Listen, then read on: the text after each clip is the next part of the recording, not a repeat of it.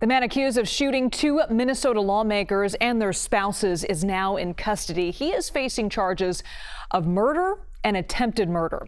Officials captured 57-year-old Vance Boelter hiding in the woods near his home following a two-day manhunt across Sibley County. Mr. Boelter was taken into state custody, and our office intends to pursue first-degree murder charges against Mr. Boelter. We are at early stages. We will be reviewing all of the evidence from law enforcement as it comes in and working with our law enforcement partners to develop the case. It is a frightening time we are living in. Political violence is prevalent, and the way we talk to and about each other has raised the temperature to unfathomable levels. We cannot continue on this way. Let's get right to CBS News Homeland Security correspondent Nicole Sganga. Nicole, great to see you. Officials originally announced second-degree murder charges. Now they're saying they will seek first-degree. Can you explain for us all the charges the suspect is facing now? Absolutely, Liz. Good to be with you. The facts of the case now point to first-degree murder. We saw a federal indictment just come down. It is a 6-count indictment accusing the suspect here, 57-year-old Vance Boelter, of murder, shooting, and stalking. And in fact, the U.S. attorney on the case said in a press conference just moments ago that it is, quote, no exaggeration to say that his crimes are the stuff of nightmares, adding that he stalked his victims like prey. He called the details chilling, a true example of a political assassination, which is not something that the attorney here said he used lightly. Now, he was captured late Sunday, as you pointed out, after the largest manhunt in Minnesota state history. And we also learned just moments ago from law enforcement that the suspect here had a list of nearly 70 potential targets, some in neighboring states, and that included politicians, civic and business leaders, Planned Parenthood centers, and so clearly some concern here that he had a larger plot at hand. During in the affidavit, it was outlined that he had texted his wife, the suspect here, that he had gone to war.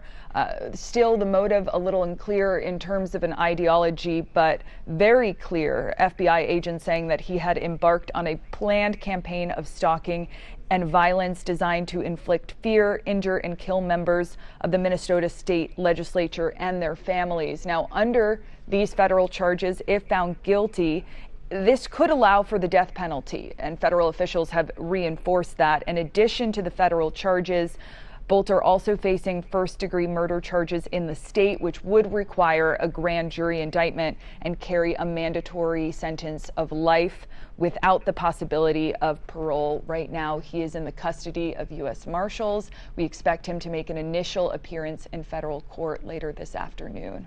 Nicole, seeing that security video, just chilling, and hearing the timeline of events, how he made multiple stops to multiple politicians' homes. Some of them were not there at the time. And just hearing all of those, I mean, is he going to have to face, I mean, he's going to be facing so many charges. Is there anything else he's going to be facing because of those multiple stops?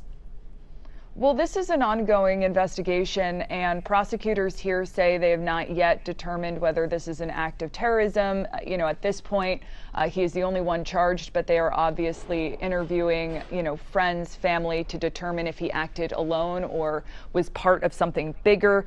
No indication of that just yet. But to your point, I mean, there was a fair amount of planning, clearly premeditation here. That's another thing that is specific to first-degree murder, just the level of planning and intent here. And we learned again during that press conference that the suspect here not only visited multiple homes, but he had surveilled multiple homes, multiple locations. And in fact, it was only after the Hoffman's daughter called 911 that police officers made the determination to check in on the state lawmaker, Ms. Hortman, whose home was in a neighboring suburb, to see if she was doing okay. So clearly law enforcement had an early indication there that this could be a more widespread attack, that it was more than just the targeting of one lawmaker or one official, that this was part of a larger plan or plot here. And we could see further federal charges.